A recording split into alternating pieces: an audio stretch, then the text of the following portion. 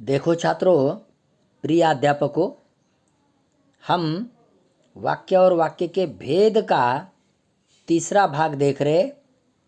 अब तीसरे भाग में हम अर्थ के आधार पर जो 8 भेद है वाक्य के, वो देखने जा रहे हैं।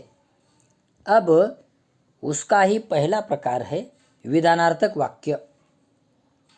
विधानार्थक वाक्य या विधानवाचक वाक्य, जिस वाक्य में, उसकी परिभाषा हम देख रहे, किसी क्रिया के होने या करने की सूचना हो, उसे विधानवाचक वाक्य कहते हैं। देखो, जिस क्रिया में जिस वाक्य में किसी क्रिया के होने या करने की सूचना हो, उसे विधानवाचक वाक्य कहते हैं। जैसे हम यहाँ उदाहरण देखेंगे, यहाँ सर्दी अच्छी है, विधान किया है, यानी कि सर्दी का मौसम है, विधान किया है। दूसरा उदाहरण हम देखेंगे, लिखने के पहले मैंने पढ़ना शुरू किया, करने की बात है, पढ़ना करने की, यानी कि लिखने के पहले मैंने पढ़ना शुरू किया। देखो, तीसरा उदाहरण हम देखेंगे, एक दिन बाद पूर्णिमा भी थी। देखो, विधान किया है।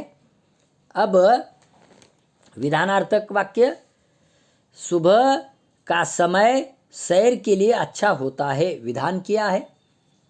चौथा उदाहरण हमने देखा। अब पांचवा उदाहरण, हम सब गाड़ियों की ओर चल पड़े।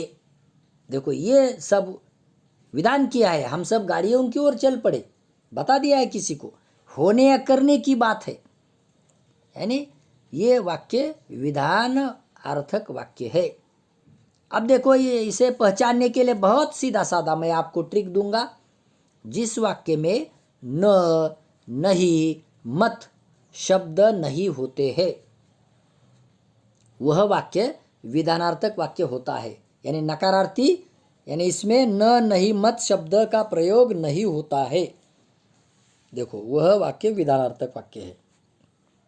अब दूसरा प्रकार हम देखेंगे अर्थ के आधार पर का, निषेधार्थक वाक्य, जिसे निषेधवाचक वाक्य भी कहते हैं।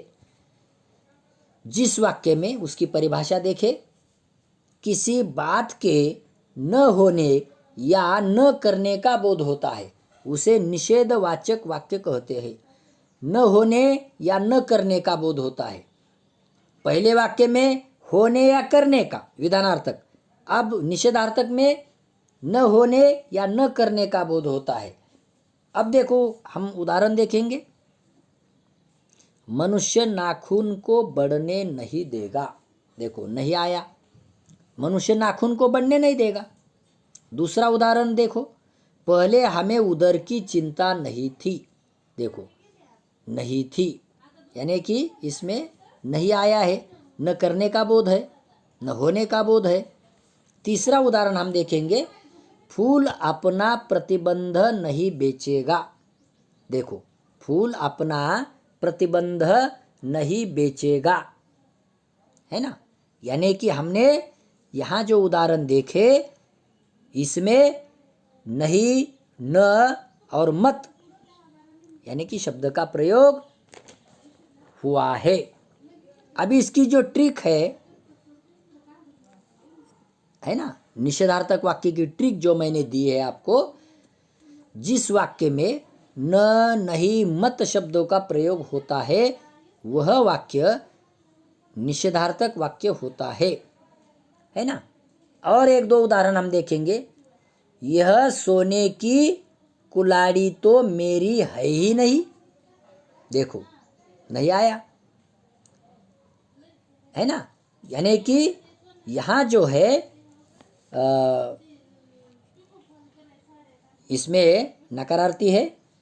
नागर जी के पिता जी सरकारी कर्मचारी नहीं थे।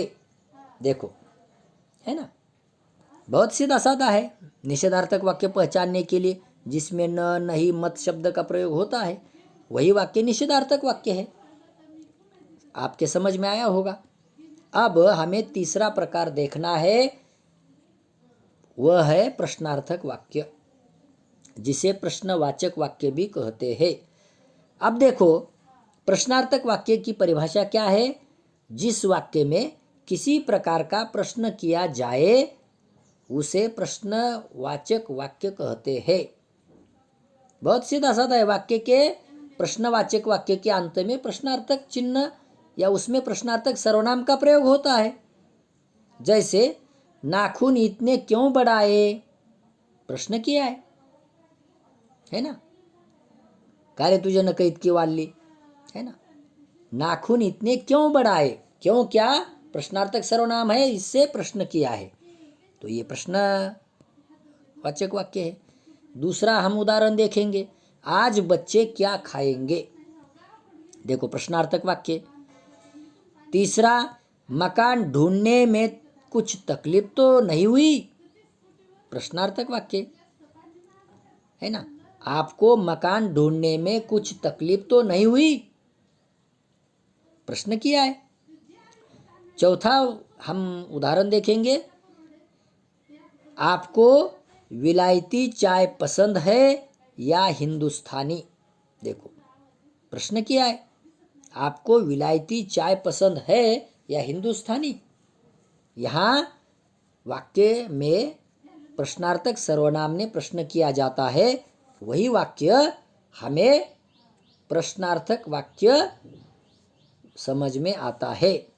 तो बहुत सीधा साधा है, यानी कि जिस वाक्य में प्रश्नार्थक सर्वनाम होता है ना, वह वाक्य प्रश्नवाचक